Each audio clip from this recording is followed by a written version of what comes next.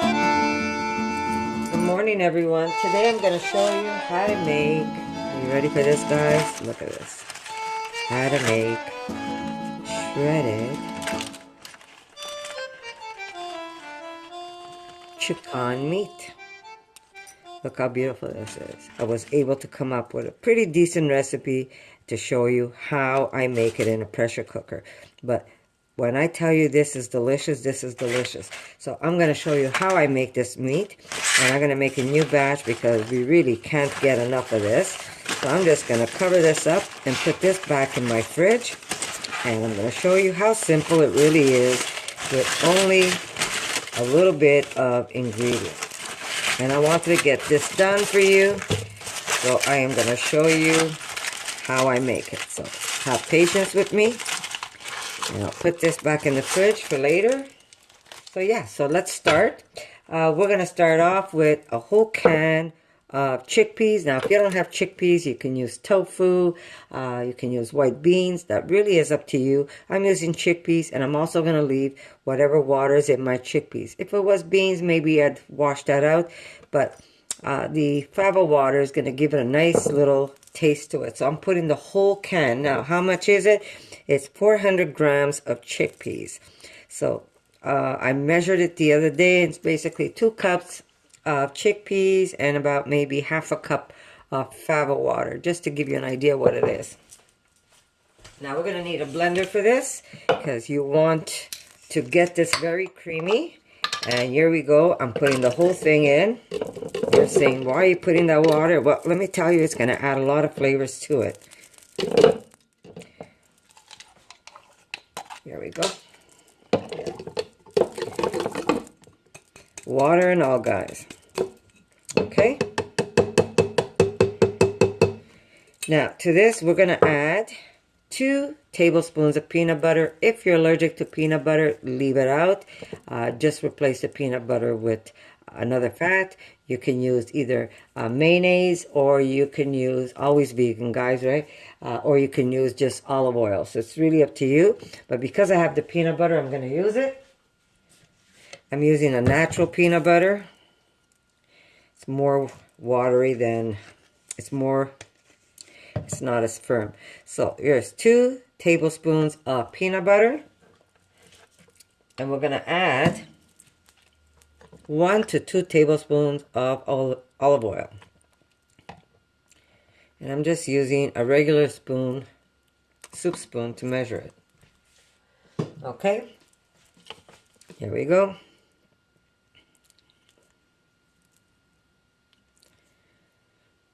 Perfect. Okay. Okay, we're going to add some miso.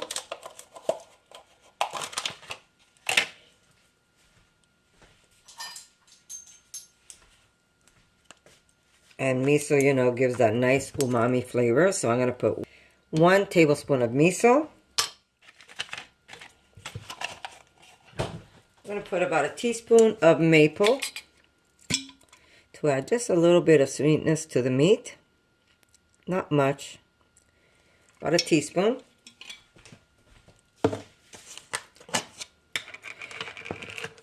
Here we go. We're going to put a half teaspoon of agar. Don't over put it because then you won't be able to shred it. And we're going to add a tablespoon. Oh, you see what I just did? Okay, we're going to put a tablespoon.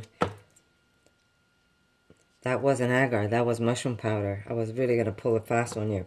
Okay, we're going to put a whole tablespoon, and I always do a little heaping of mushroom powder and my agar.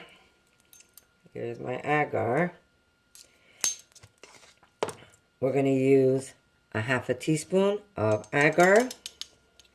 I'm only using half a teaspoon, but you do want to put it because it's going to give it that nice firmer texture when you eat your meat. We're going to add a little bit of salt to this. So we're going to put about maybe 1.5 teaspoons. And let me see, what else did I put in there? I'm trying to remember now. So we did onions. Here we go. We're putting a nice heaping tablespoon of dried onions. Those are my onions. Dried flaked onions.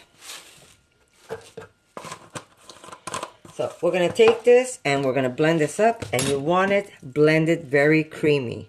Let me see, is there any aquafaba left in there? There you go. We're going to put it all in. And I'm going to put just a little bit of water, maybe about a quarter cup of water, and shake this up. There you go. I'm just using about a quarter cup of water just to clean up my jar, get all that aquafaba. You see it? And we're going to get this nice and creamy. Now, you know, aquafaba, people make beautiful meringue, and so it is the vegan miracle worker. So aquafaba is really like a vegan's dream come true, because there's so many things you could do with aquafaba. So we're going to blend this into a cream.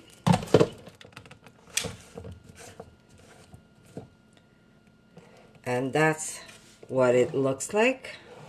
So I'm just going to get everything else in there.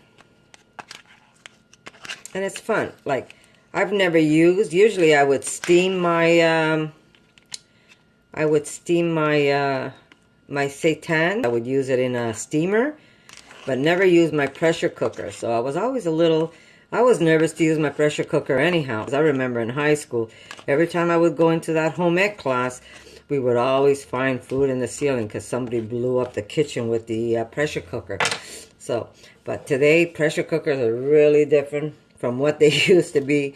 So I'm really enjoying my pressure cooker. So here we go. Now, like I said, if you're not using chickpeas, you can use tofu. You can use white beans. So that really is up to you. I'm using chickpeas because I have an abundance of them, thanks to my husband always running out to pick them up when they're on sale. I wish you could taste how good this mixture is. It's really going to add a nice flavor to our meat. Okay, so here we go. Now we're going to add some Vital Wheat glue into the mixture.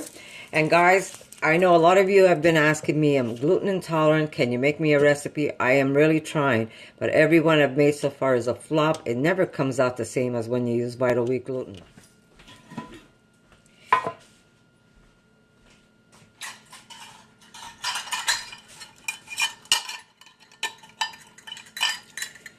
And remember, the firmer your meat is, the more flour you use, the firmer your meat is going to be, right? If you make it a very loose meat, you're going to have more of a tender type meat. Okay, well, here we go. We've got 1 cup.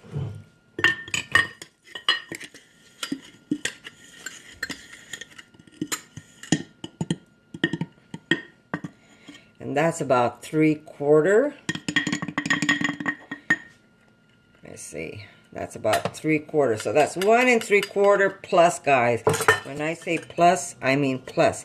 That means I might use a little more because I do have a large container of saucy stuff. So I might need a little more if I find that my recipe is too wet.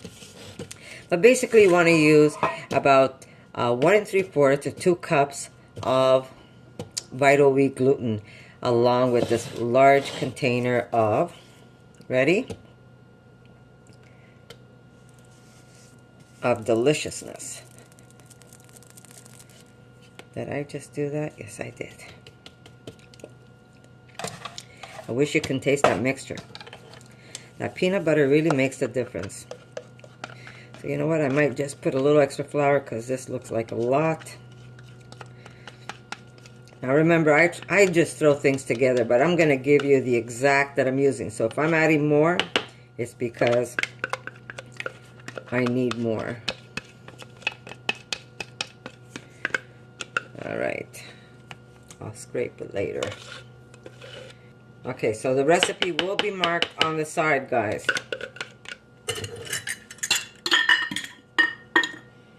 There we go. That little extra is going to give me 2 cups of Vital Wheat gluten. And that'll be easier for you to mix. But you're going to see your mixture anyhow. If you see your mixture is too wet when you're mixing it with your food processor, you could also use the your stand-up mixer if you want. But if you find your mixer is too wet, then just take some Vital Wheat gluten and just throw some in and just keep the spinning. Now this is going to be a lot in here. I don't want to break my machine because it's already cracked. So I'm just going to get it going in the beginning, and then I'm going to divide my dough in two, and I'm going to mix it separate. Notice my machine's all busted. Okay, I'm going to show you. It pretty much came together. I am going to take everything out. My counter is clean, guys. There we go. I'm just going to pick up everything off the sides. And I'm going to divide this dough in half so I'm going to be able to get it how I want it. You want to be able to see strands, guys. Now you can do this by hand, but it really, you got to work it hard.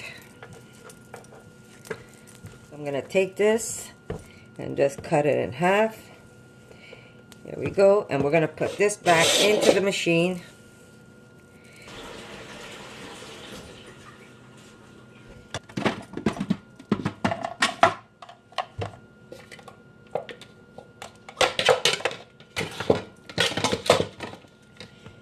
Here's one, and now we're going to do the other one.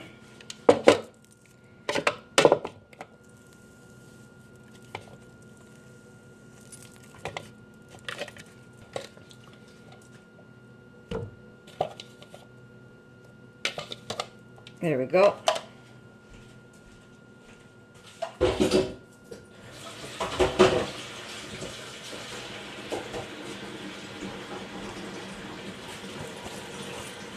Okay, pull this out. We're going to put the other one on top. And we're going to steam this. So I'm going to first wrap it in some parchment paper.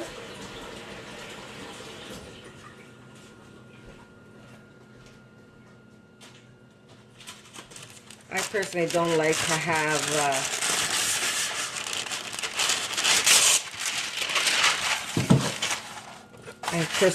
to have it touching my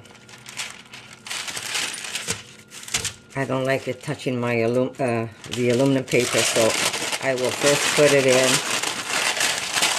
this. And now I'm going to wrap it with aluminum. And this is going to have to cook a long time, otherwise it won't cook on you. So I am going to put this, let's see, I'm going to probably need another one. Yeah, we're going to need another sheet of aluminum. And this is going to be cooked for a long time, or steamed for a long time, because it is a big piece of meat. So if you don't want to make this much, cut your recipe in half, and that's not a problem.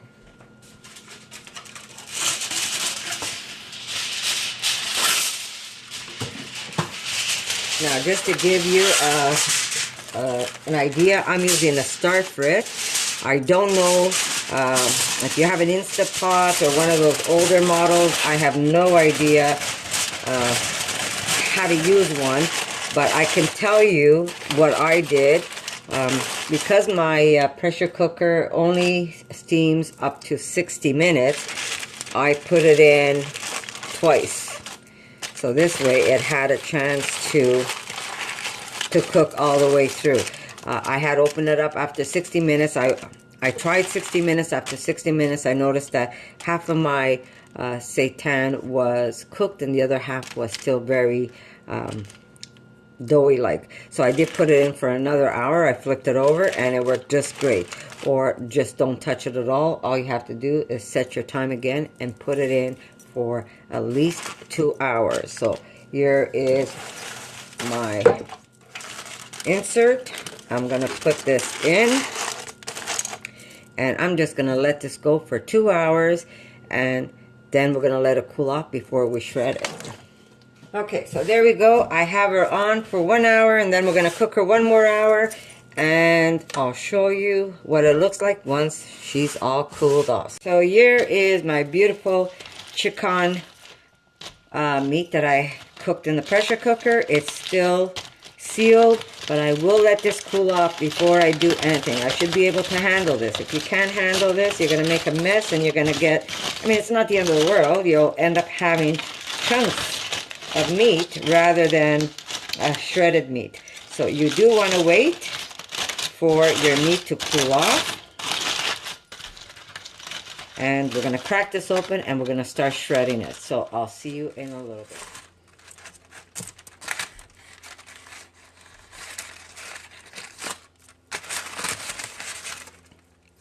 Trying to do this without burning myself, guys. I should have waited. Let's see if we can do it this way. And you want to just pull it against, there you go. Do you see it? So it depends the size you want, but basically it just comes apart nicely. So again, eesh, eesh, eesh.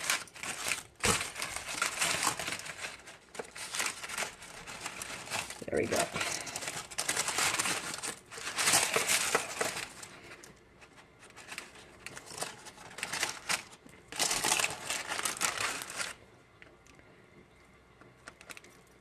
Yeah, I should have waited a little longer. Maybe I'll do that. Just wait a little longer.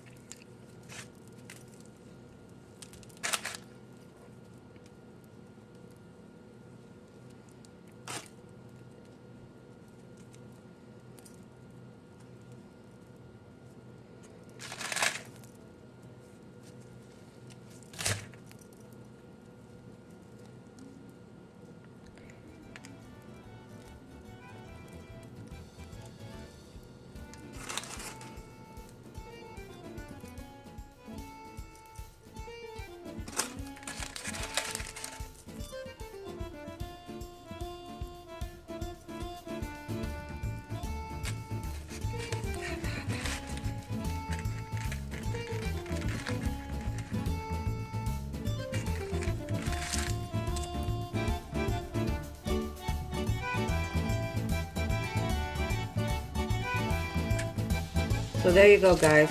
Hope you like this recipe, and we'll see each other in the next one. I'll show you another dish that I make with this meat.